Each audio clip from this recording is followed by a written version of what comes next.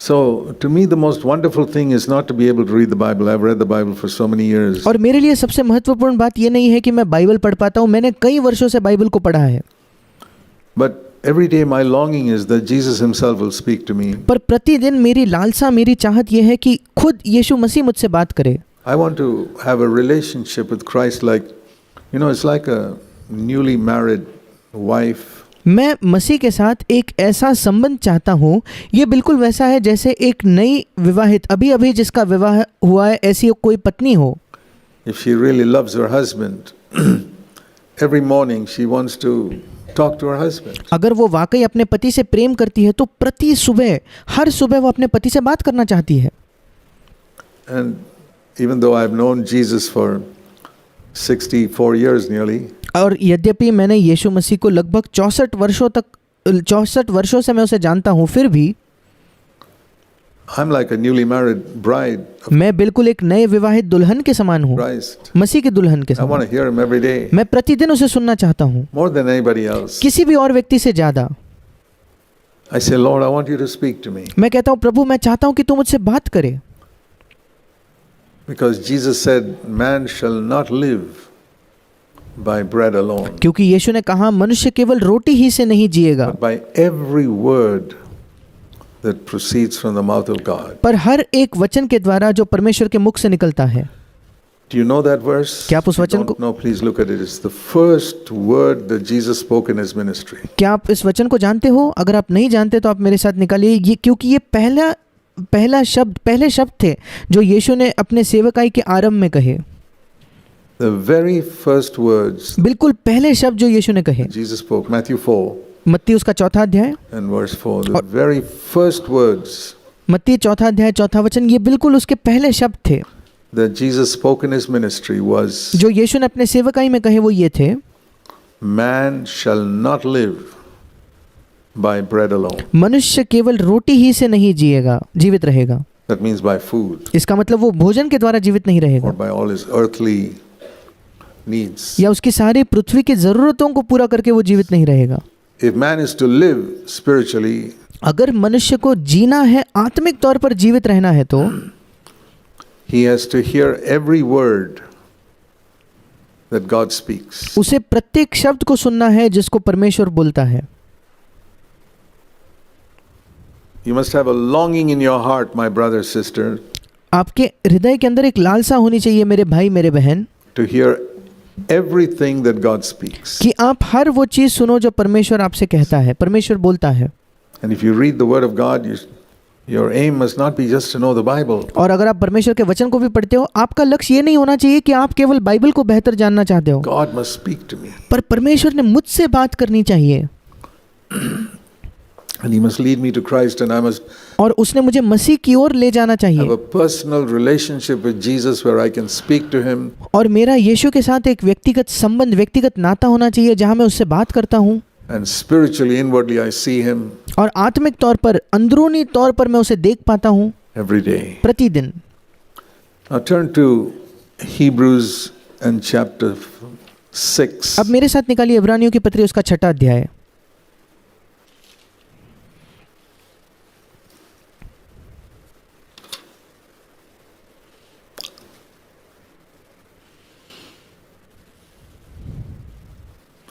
Here it speaks of a hope that we have. Hope यहाँ एक आशा के बारे में लिखा है जो हमारी आशा है। is something that relates to the future. आशा कुछ ऐसा है जिसका संबंध भविष्य से है।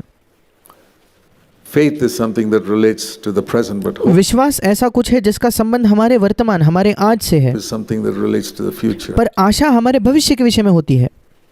And in Hebrews 6:19 it और इब्रानियों 6:19 में says ऐसा लिखा है, we have a hope as an anchor of the soul. हमारे पास एक आशा है जो हमारे प्राण के लिए एक लंगर है। A hope sure and certain एक ऐसी आशा जो स्थिर और दृढ़ है, that enters within the veil और पर्दे के भीतर तक पहुंचती है। इंग्लिश में लिखा है पर्दे के भीतर वो प्रवेश करती है।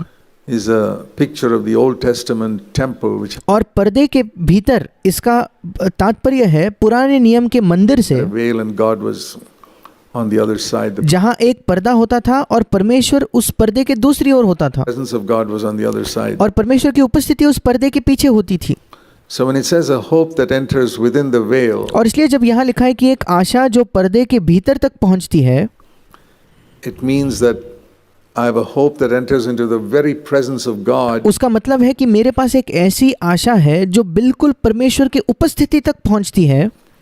and Jesus has entered there, verse 20, as a forerunner. और यीशु ने उस परमेश्वर की उपस्थिति में या उस पर्दे के पीछे प्रवेश किया है एक अगुए के रूप में, या इंग्लिश में जो शब्द का इस्तेमाल किया गया है, एक अग्रदूत के रूप में उसने प्रवेश किया है।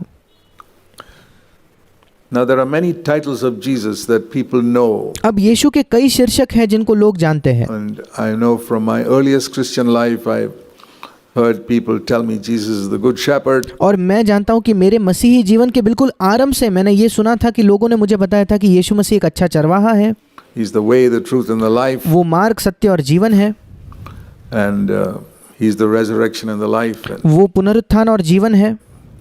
many titles of Christ like that. और मसीह के ऐसे कई शीर्षक मैं जानता था, But there's one title of Christ.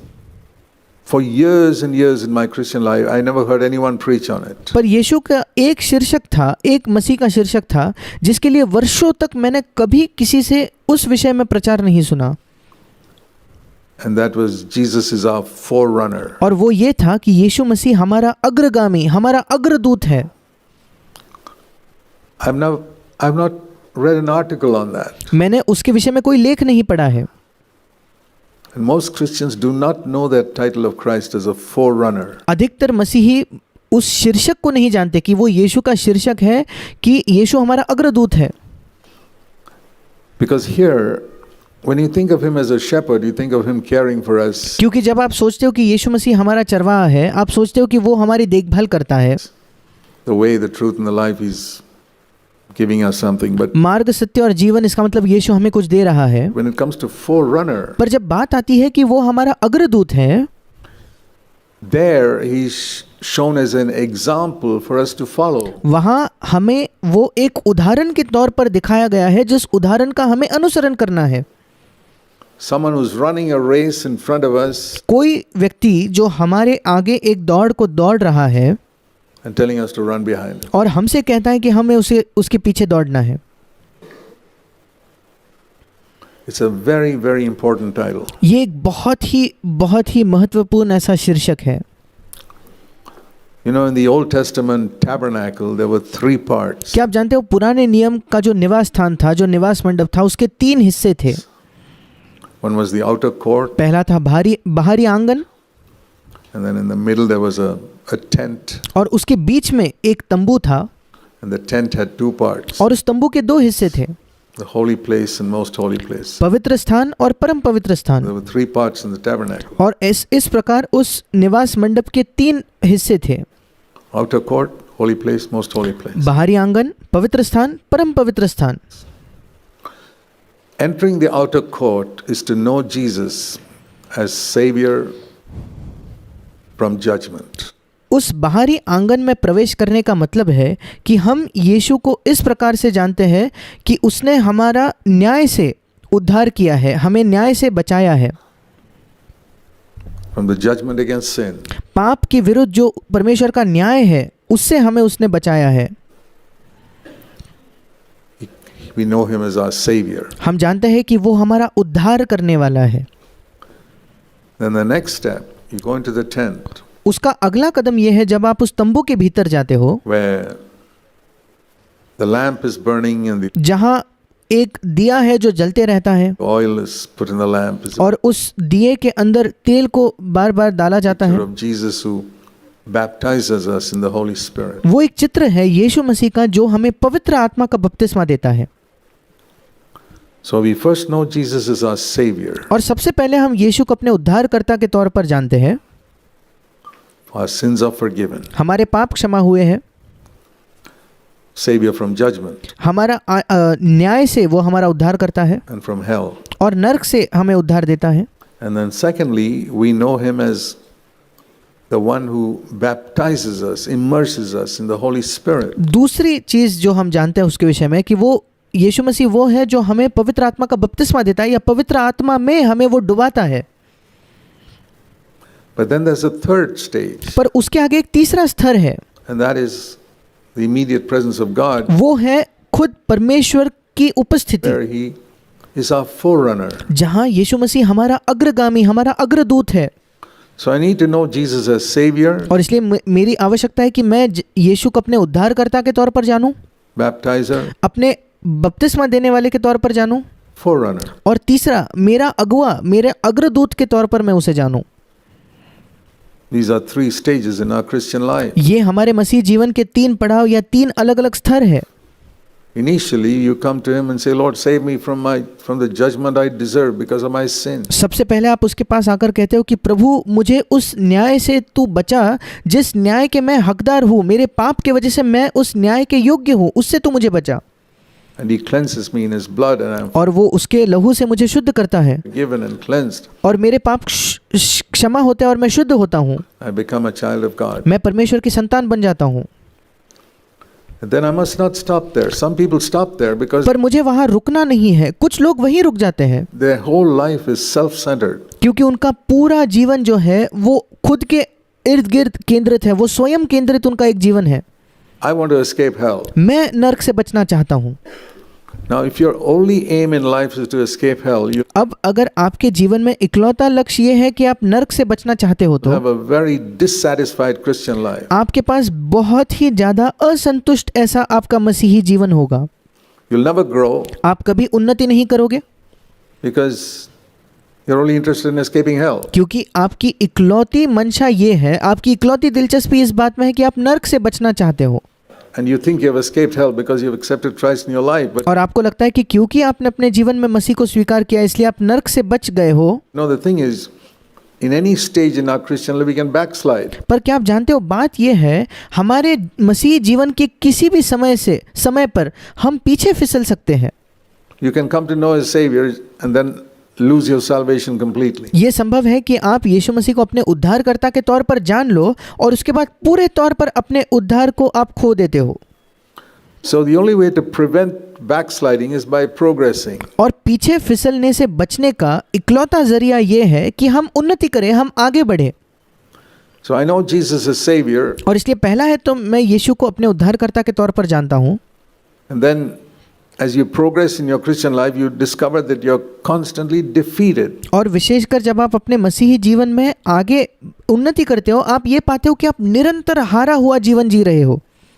And you're confessing and repenting and confessing and repenting, and आप अपने पाप को कबूल करते हो, मन फिराते हो, आप फिर एक बार पाप को कबूल करते हो, मन फिराते हो, never seem to get out of that cycle और कभी भी उस चक्र से आप छुटकारा ही नहीं पाते। of confessing sin and repenting, and that's when some people say, I want to know more. जहाँ आप अपने पाप की कबूली करते हो, मन फिराते हो, फिर वही पाप करते हो, और इस चक्र में होते हुए कभी कुछ लोग आकर कहते हैं कि प्रभु मैं इससे भी ज़्यादा चाहता हूँ। Then you begin to seek God and Jesus fills you with the Holy Spirit. फिर आप परमेश्वर को खोजने लगते हो और यीशु मसीह आपको अपने पवित्र आत्मा से भरता है।